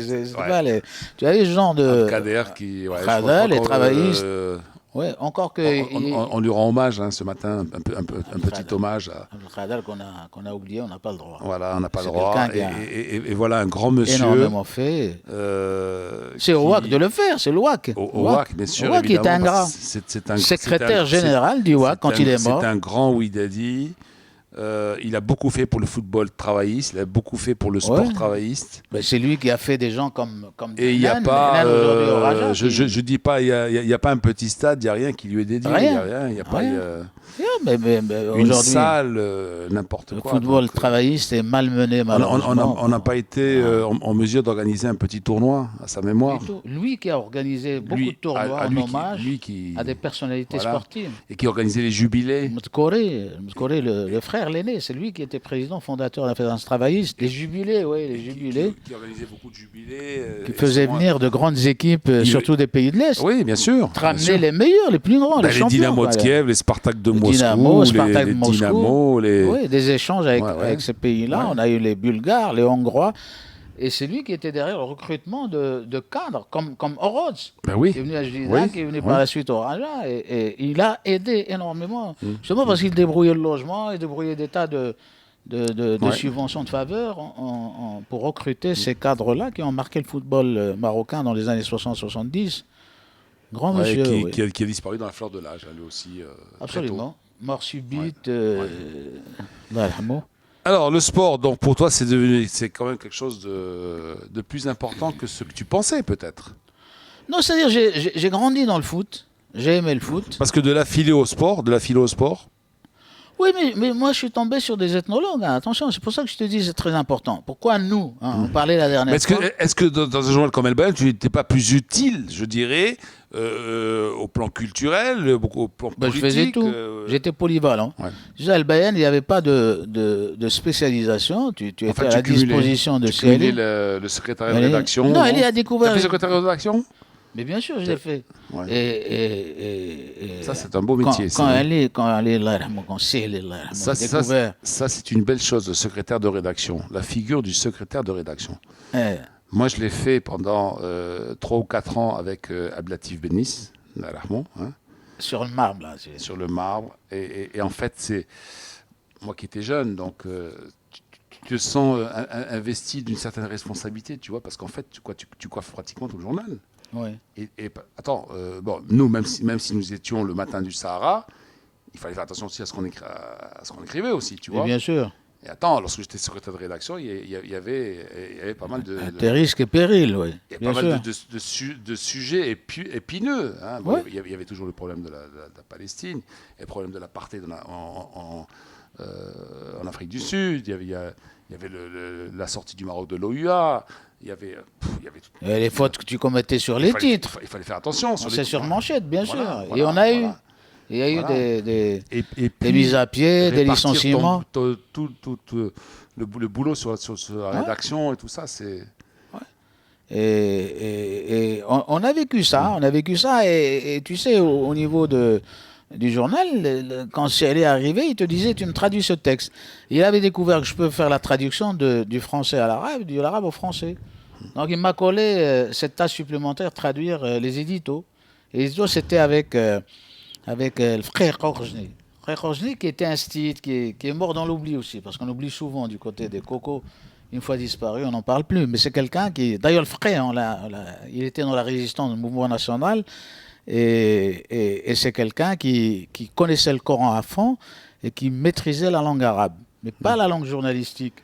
Et quand on s'est mis à traduire, Oui. Un jour, Célé a dit, bon, tu fais les deux, s'il te plaît. Il m'a collé cette tâche et après, il me jugeait sur ça. C'était du bénévolat au départ. Mais après, tu étais responsable de ça. Tu restais pour traduire. Et on a vécu des choses extraordinaires parce que même chez nous, la censure, l'autocensure et aussi l'obligation de ne pas se tromper. Tu te trompes, tu le payes cash. Tu sais, on quittait l'imprimerie des fois à 5 heures du matin. Et à 8 heures, Célé était debout. Ils sont foutés qu'il faut que tu viennes à 8 heures. Tu pars à 5 heures. Mais à 8 heures, tu es là. Ah, sinon, il t'engueule. Là. Il se met à crier, il est en colère, il te harcèle. Il y avait même des fois où le journal était censuré. Et nous, on se disait, bon, puisque c'est censuré, c'est gagné pour le lendemain, donc on ne travaille pas. Lui, il venait, il déchirait toutes les plaquettes, là, tu sais, c'est dans ces systèmes du carton. Il déchirait pour que nous, on retravaille pour faire les mêmes choses. On garde de très bons souvenirs de cette expérience avec les passes socialistes. Avec les passes socialistes, ben alors là, qu'est-ce qu'on a mis comme effort et conviction pour faire en sorte que si elle est abandonne cette expérience, parce qu'on prenait, tu vois, sur les Isfestia, toute la littérature soviétique. Alors des fois, c'est les camarades hongrois, 2 pages. Des fois, c'est les camarades de la RDA, 2 pages. Des fois, c'est les camarades du RSS, 2 pages. Et vous avez des abonnements gratuits à la Novosti et tout ça, non? Je ne sais pas. Je ne sais pas. Franchement, allez, je ne sais pas. Non, lui, le service de la tasse était gratuit. Il reniait tout ça. Mais on avait des machines de RDA et une machine du RSS, moi je me rappelle. C'était une machine qui venait des pays socialistes à l'époque. C'était du solide, ça. Dans le cadre de la coopération, je ne sais pas. Ou alors c'était des subventions carrément. Ça, personne ne le... Il n'y a jamais eu d'enquête journalistique à ce propos-là. Alors, le temps passe. Nous sommes à la fin de la 3e partie de ce Lino Café avec Belaïd Bouhemid. Tout à l'heure, on a écouté un peu de Melhoun, on a écouté Léo Ferré. Et maintenant, qu'est-ce que tu voudrais écouter? Nasrewan. Et en particulier une chanson? J'aurais bien aimé écouter Taïb Zdekhi, mais on n'a pas ça. Je ne crois pas qu'on puisse avoir le Herraz ou le Mjdoub, le grand Mjdoub. J'aurais bien aimé avoir Taïb Zdekhi jouer et faire découvrir aux auditeurs la voix. Non, tout l'effort fait au niveau de la création par un laboratoire de création. J'ai vu dernièrement une interview dans un hebdomadaire d'Abbas Souki. Mais il n'a pas parlé de Taïb Zdekhi. Et j'ai trouvé bizarre, certainement que le journaliste ne connaît pas cette complicité entre Abbas Souki et Taïb Zdekhi. Mais Abbas Souki a grandi dans le giron justement de ce laboratoire théâtral, mais de création aussi, parce que Taïb Zdekhi a lancé et le théâtre, il a travaillé sur UNESCO, sur tout le théâtre d'avant-garde moderne. Il a lancé la chanson populaire à travers les Jilala, à travers les Riwan, avec Tagada, tout le monde qui s'en est inspiré. Il a lancé le mime dans les années 60, avec Zelaïl Allah qui est mort dans un accident en France, qui a travaillé en tant que mime en France dans les années 60, avoir un mime. Il a lancé la marionnette avec Aziz Fadeli, marionnettiste, qui a confectionné des spectacles pour les enfants, dans l'essor, qui a fait de la halqa, etc. Voilà un grand anthropologue de la création théâtrale et qui a fait de ce théâtre municipal de Casablanca un laboratoire de la création. Alors, on écoute les Jilala, c'est ça? Les Riwan. Les Riwan alors les deux. Les deux? Tu sais, il y a des chansons où Jilala et... On te fait un petit mix là entre les deux. Oui, ils ont une cassette où il y a les Jilala et les Riwan qui ont chanté à un moment. Mais moi, j'aurais toujours une pensée pour Boujmir. Qui n'a pas aimé Boujmir? D'abord en tant que comédien. Deuxièmement, en tant qu'artiste extraverti, c'était pas quelqu'un qui était dans la norme, jamais. Et troisièmement, mort jeune, qui aurait pu donner... Tu sais que nous étions voisins à Roche-Noire. Avec Boujmir. J'habitais pratiquement à 100 mètres de chez lui, et l'école italienne où j'enseignais était à 200 mètres. Voilà, donc... J'étais un gars extraordinaire. Alors on va écouter un mix Gilles Jilala, Nasrewan, et puis on se retrouve à tout de suite, je vous dis. Alors je suppose que vous passez un bon moment en compagnie de Belaïd Bouhemid, Lino Café, dernière partie. Mais un Belaïd Bouhemid qui a parlé beaucoup de Belaïd, le journaliste, le philosophe, Mais en fait, on ne sait pas grand-chose de toi. Après plus d'une heure et demie, Belaïd, dans son intimité. Oui. Alors, C'est-à-dire Belaïd a une famille quand même. Oui, Hein. oui. Je suis marié à Aïcha Snoussi, qui est secrétaire dans une assurance. Et j'ai 2 enfants, Taïeb qui vient terminer des études en communication, qui fera journalisme. Donc va être dans une école pour Tu l'as 2 laissé années. faire ou tu l'as influencé? Non, c'est lui qui a choisi. Certainement que je l'ai influencé indirectement, c'est sûr. Ouais. Bah, il n'est pas venu au journalisme. C'est celui qui est à par Strasbourg? hasard. Non, Strasbourg, c'est À Strasbourg, c'est le petit? droit privé international. Oui, c'est Nadir. Nadir. Alors j'ai Taïeb, le parrain c'était, je veux dire, C'était Nadir. qui? C'est Nadir Yatta, là, le parrain. Ouais. Non, Nadir Yatta. Alors, Nadir, Strasbourg, pas loin du Parlement européen, on va en faire quoi? Un politicien alors? Un futur, Je ne sais un pas, futur fonctionnaire du ministère des Affaires étrangères? il a sa cousine Lino qui est vice-maire à Strasbourg, Ah, sa cousine est qui vice-maire. est avocate, très brillante d'ailleurs. Hum. Et C'est-à-dire, certainement ça serait la fille de ta sœur ou de ton frère Non, c'est la fille de la sœur à ma femme. Ah, d'accord, une cousine du côté maternel. La ouais, famille du coup, Kaysar, oui. ouais. Et elle c'est une grande dame, grande avocate, et elle le parraine aussi là, pour ses études. Elle est d'origine marocaine? Elle est là. Elle est marocaine. Elle est marocaine. Elle est marocaine. Et donc, Bon, voilà. elle Elle a fait droit. est franco-marocaine, sinon comment pourrait-elle Elle est être? franco-marocaine. Ah oui, bah voilà, parce que Non, pour être elle vice-maire. est française. Non, elle Ouais. est française. Et quel parti? Pas l'UMP quand même. Non, socialiste. Ni au Front National. Non, elle est socialiste. Ah oui, d'accord. Là. Elle est socialiste. Ah, d'accord, là je suis. À Strasbourg, il n'a pas attendu Hollande, c'est-à-dire Ouais. il a toujours été socialiste. Ouais. Et bon, voilà, il a milité, il a été élu municipal. Et donc lui, c'est la politique. Il a attiré par la politique. Oui, il est attiré par la politique. Là aussi, il y a de ton Oui, empreinte. Là. il est revenu à... Oui, c'est moi qui l'aidais pour ses devoirs de philo. Quand elle était étudiante, quand elle a passé son bachot, j'étais là pour l'épauler. Ça se passe bien en ce moment? Ça se passe bien? Très, très bien. Alhamdoulilah, ouais. Très, très bien. Oui, avec les contraintes financières. Oui. Bah oui. C'est pas facile d'avoir un... Il souffre pas trop le froid? Non, il s'est adapté. Il s'est adapté. La première année, les premiers mois, la première année, c'était difficile. Mais je crois qu'aujourd'hui, il s'est adapté. Et Ouais. bon. Ah, parce que quand même, c'est l'envoyer à Strasbourg. Hein, tu aurais pu l'envoyer à Sophie Antipolis, à Nice, par exemple. Mais il aime Strasbourg. Où le climat est plus clément. Il est allé une fois à Paris, ça ne lui a pas plu. Hein.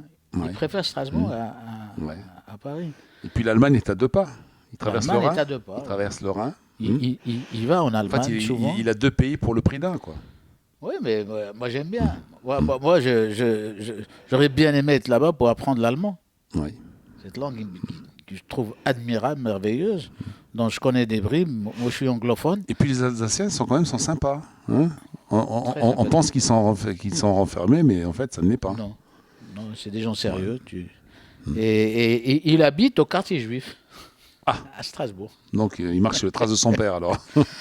Non, mais moi j'aime bien ça. Moi, je suis respectueux de toutes les religions. Je crois que la tolérance, c'est ce qu'il y a de mieux à enseigner aux enfants et à défendre comme mode de vie, comme principe. Et ça n'est pas gagné d'avance, mais c'est très complexe. Ouais. Alors, ceux qui ne sont pas tolérants et pluridisciplinaires, plurireligieux, ouverts, ben ceux-là, c'est des faibles, hein, qui ne croient pas qu'ils sont les plus forts. Au contraire, il faut mériter le respect et l'implication des différences. Ça, c'est pas aisé, pas toujours aisé. C'est vrai. Alors, Belaïd, le sport d'hier et le sport d'aujourd'hui, qu'est-ce qu'on peut dire? Le constat est... Le constat, Lino, moi je veux dire un truc. Le constat est ce qu'il est. Nous, on s'est inspiré de l'expérience française, malheureusement. On ignore l'expérience espagnole, encore que le Nord soit dédié à l'Espagne. On ignore tout de l'expérience italienne. Bien sûr, il y a des gens qui aiment, mais nous, au lieu de nous ouvrir sur toutes les expériences, on s'est suffi de cette expérience française qui est très limitée. Pourquoi ? Parce qu'au niveau de la télé, on continue à vouloir singer. Dans un Mars Attack un matin, on a parlé encore justement de cette fameuse loi sur les sociétés à objet sportif, les SA. objets sportifs, qui était un petit peu une hérésie en France. Ils se sont aperçus qu'ils avaient quand même fait des erreurs. Et là, finalement, on retarde le processus professionnel de nos clubs, justement, à cause d'une loi qui n'est pas très claire, quoi. Oui, alors sur le simple plan académique, la France est très pauvre en matière de droit du sport. Donc cette notion d'égalité, elle est venue très très en retard. Un siècle pratiquement après les anglo-saxons. Sur le plan de l'économie du sport, la télé n'a commencé à s'impliquer que dans les années 70, après l'éclatement de l'ORTF. Donc beaucoup de retard encore par rapport aux autres pays. En matière de recherche et sciences humaines et sport et football, ils sont encore très très en retard. Chez nous, c'est l'inexistence totale aujourd'hui, non seulement de la reconnaissance d'un certain nombre de disciplines comme l'ethnologie, la sociologie, l'économie. Ils sont dans le top 10, même peut-être dans le top 6 ou le top 7 aux Jeux Olympiques lors des 3 dernières Olympiades. Non, mais là, tu parles de ce qui est récent, parce qu'ils ont travaillé. Oui. Je ne dis pas qu'ils n'aient pas travaillé. Ouais. Moi, je dis qu'ils sont en retard. Ah, ils sont en retard. Ils sont en train de combler le retard, oui. Bien sûr. Mais nous, qu'est-ce qu'on singe? On est en train de singer les anciennes expériences qui sont aujourd'hui dépassées par les Français eux-mêmes. Ben oui. Et on ne sait pas, nous, quand on se dans le passé français, dans le présent, dans le futur français. Il va falloir qu'on parle un petit peu de caricature aussi, toi qui es caricaturiste. Ouais. Hein, je trouve ça comique. Tu te souviens de la fameuse caricature de De Gaulle en survêt qui dit « Dans ce pays, il faut que je fasse tout ». Absolument. Absolument, qui est une très belle caricature. Très belle. Qui est restée gravée dans nos mémoires, celle-là. Hein. Absolument. J'en revois encore. Moi, je la vois aussi. La vois et c'est vrai. Je crois, non? C'est Paris Match? C'était Paris Match, je crois. C'est pas l'Express? Je pense que c'était plutôt Paris Match, parce que l'Express, moi j'ai jamais acheté l'Express, hein, donc. Oui, mais l'Express, ce fut un grand journal à un moment avec. Comment il s'appelle déjà, qui a fini ministre, la grande journaliste Françoise Giroud. Françoise Giroud. Oui. Ouais. Cette dame a révolutionné les médias. Il a été anglo-saxon dans sa pratique. Ouais. Et c'est vrai que des François Giraud, on n'a pas. Elle était inspirée, l'égale de. Alors sans être trop nostalgique. La caricature, je peux avoir une pensée quand même pour caricature, Plantu. oui. Pour Plantu. Oui. Plantu qui est venu. Alors caricature, d'où est venue cette passion? Parce qu'attention, c'est vrai. Alors voilà. On peut parler de Belaïd le philosophe. Mais il y a Belaïd aussi le caricaturiste. Moi, je dessinais très très bien.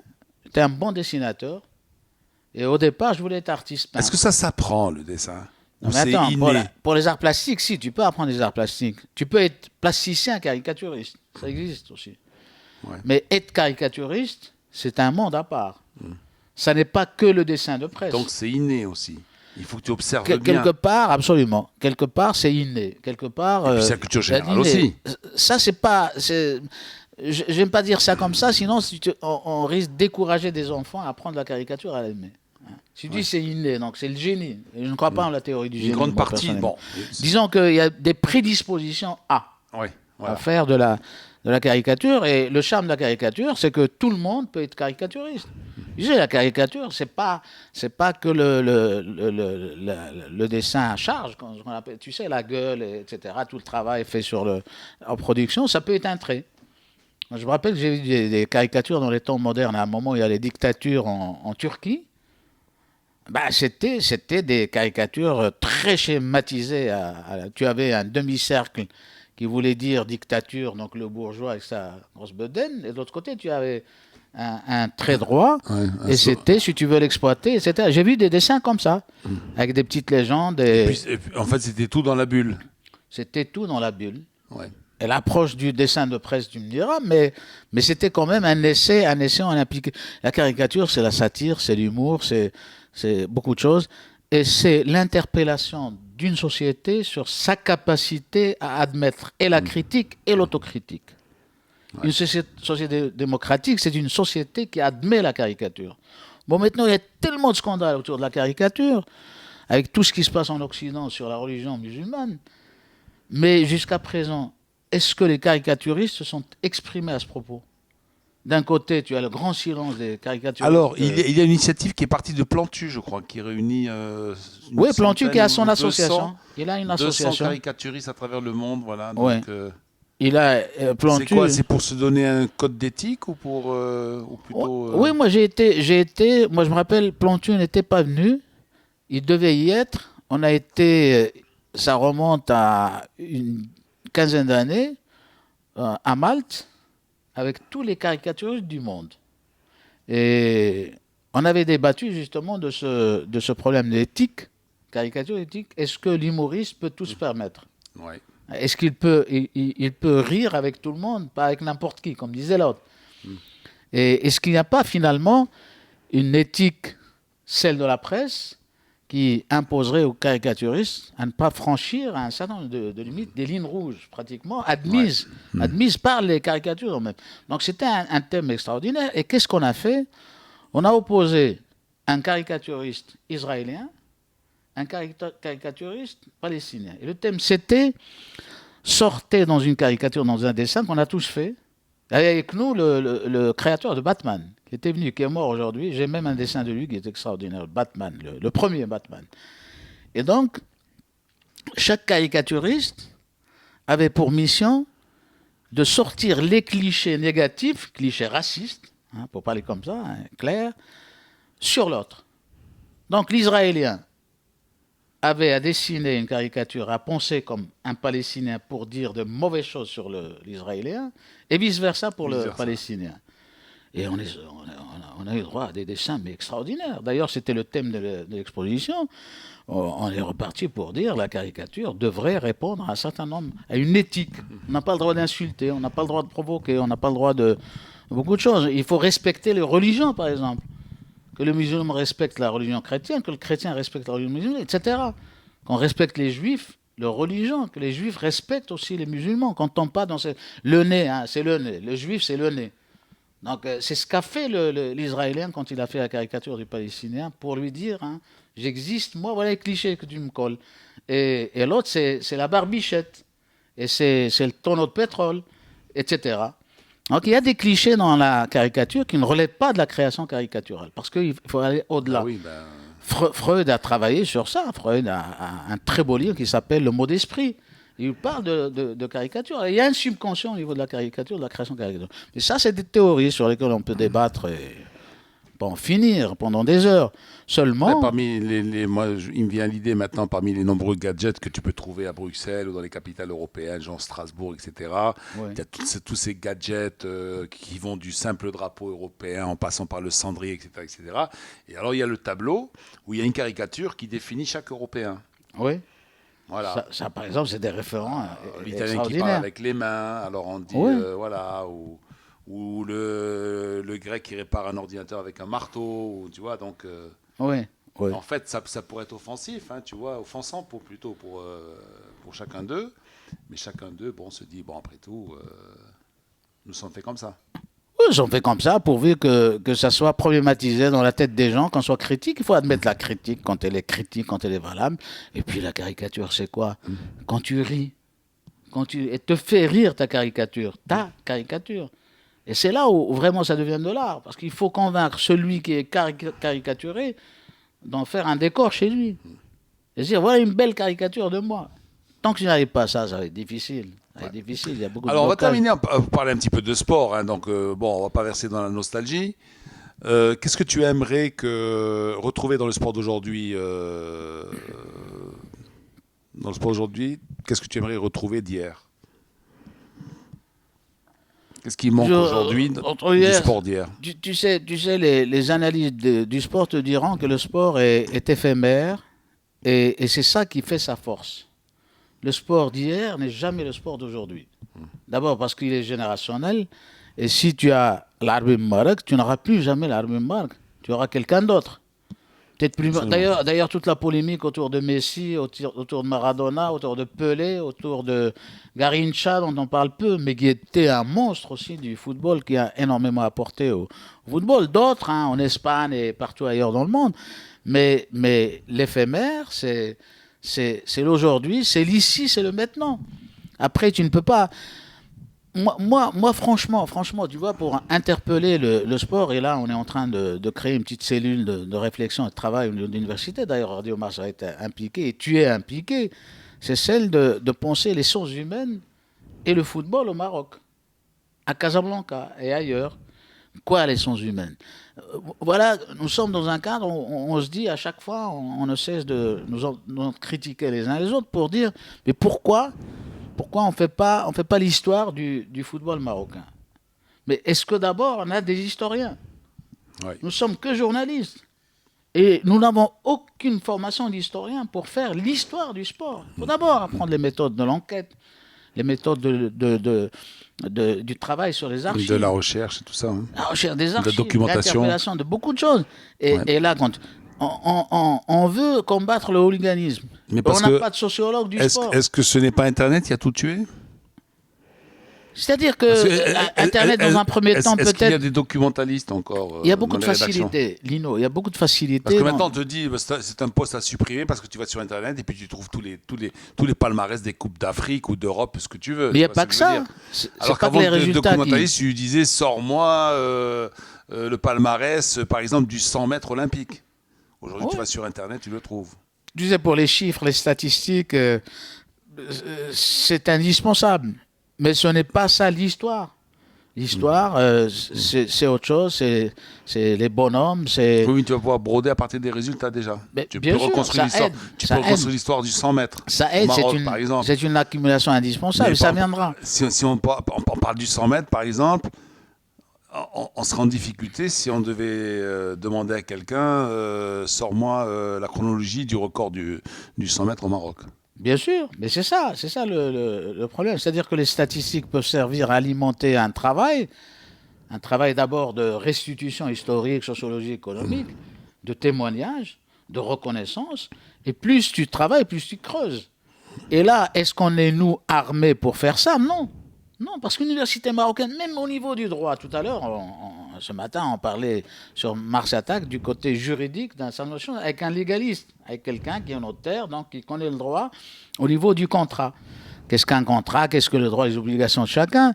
Mais le problème, c'est que l'université marocaine ne forme pas encore des juristes du sport.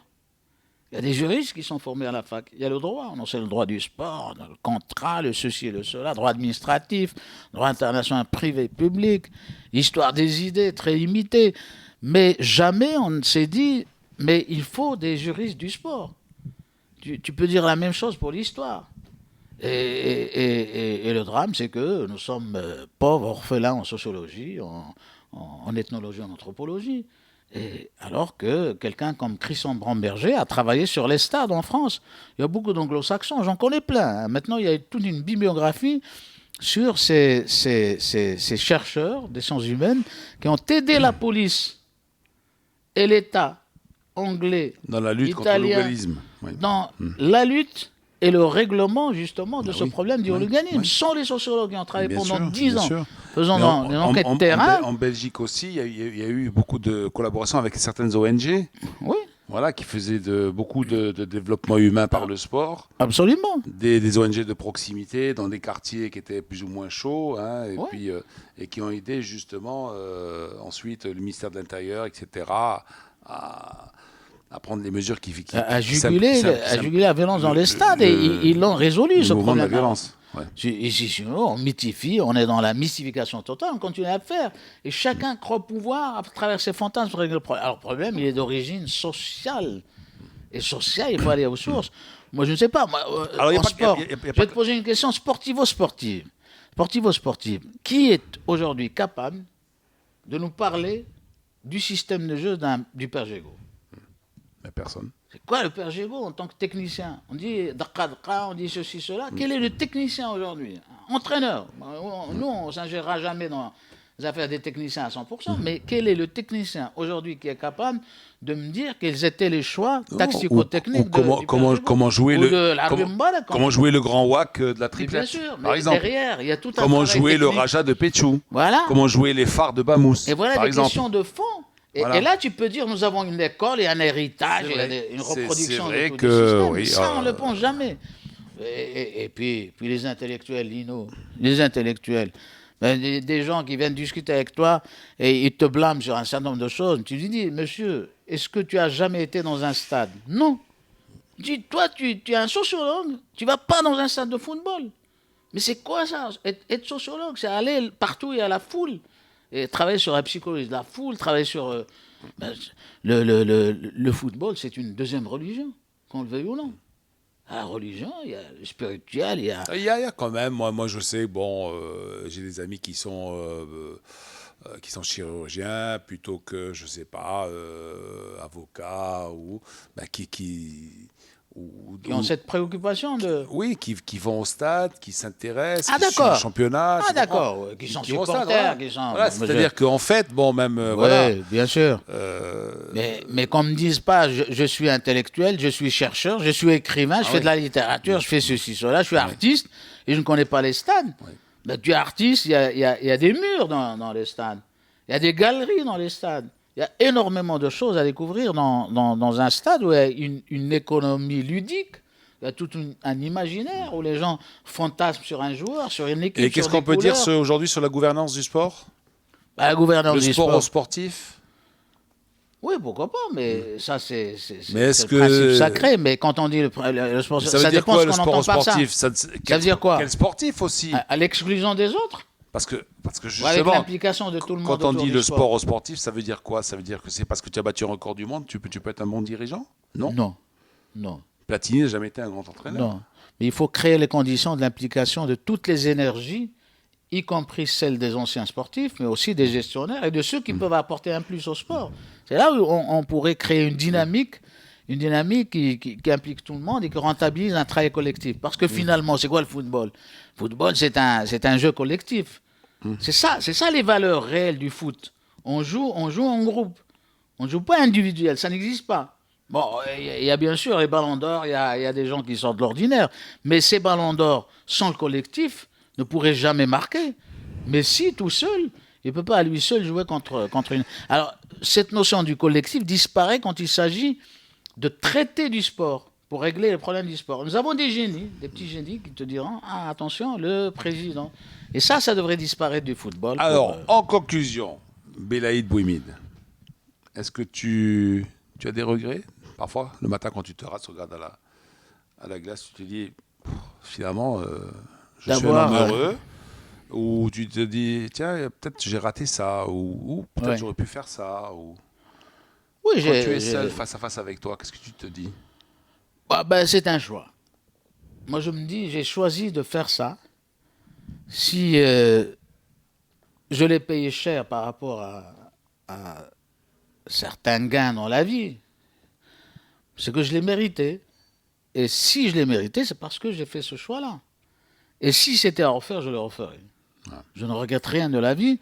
Moi, je crois que le journalisme m'a tout donné. Cet esprit de curiosité, c'est ça qui est extraordinaire, fait de moi que je suis l'élève éternel. Je vais toujours à des conférences où je prends note, j'écoute les gens. Je suis un homme d'écoute, grâce au foot. Beaucoup de mes invités me disent je prends des notes. Oui, moi je prends des notes. Hassan Alaoui, que j'ai eu aussi dans un Lino Café, me disait moi j'ai un petit carnet, je ne me sépare jamais de ce petit carnet. J'en ai plein, moi, des carnets. Et puis je prends des notes. Je note. Moi, je vois quelque chose dans la rue, je note. Je lis un journal, je prends une phrase, je la recopie. Je note, je dessine, je peux te montrer sur ma tablette, j'ai plein de citations extraordinaires. Alors qu'est-ce qui fait que c'est peut-être notre génération? Moi aussi, il m'arrive de recopier des phrases, des citations, de recopier même, par exemple, l'évolution, par exemple, du record du 100 mètres tous les 10 ans, par exemple, pour voir les sauts qu'il a fait, tous les 10 ans.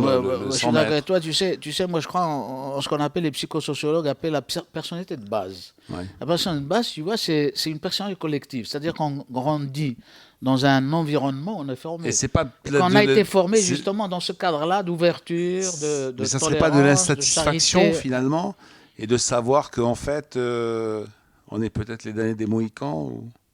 Non, c'est prétentieux de notre part. Je ne le souhaite pas pour les générations à venir. Mais pourquoi Moi, j'espère que nous qui vivons au contact quotidien des journalistes, pourquoi les jeunes journalistes aujourd'hui ne sont pas aussi curieux que nous? Ils sont mal formés.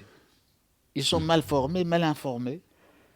C'est peut-être ça. C'est un problème pédagogique pour transmission d'un savoir. On nous a transmis, nous, un savoir, une manière d'être et de nous exprimer. Et moi, j'aurais bien l'alléguer. Qu'il y ait le web, oui, d'accord. Moi, je suis dedans. J'adore. Je sais que la révolution viendra de là. Encore faut-il en arrêter et le côté professionnel, parce que le professionnel, dans le cadre de sa pratique, est aussi éthique, respectueux d'une éthique. Alors, on va se quitter en musique, mon cher ami, mon cher Belaïd. On va se quitter en musique avec quoi? Une chanson russe, non? Non, non, on a. Une chanson cubaine? Non, je conclurai peut-être par une musique, un hommage à Férouz. À Férouz. J'aime beaucoup. Bah oui, Férouz. Voilà, c'était Lino Café avec Belaïd Bouimid. On vous souhaite à tous un bon week-end et puis on vous laisse en compagnie de Férouz.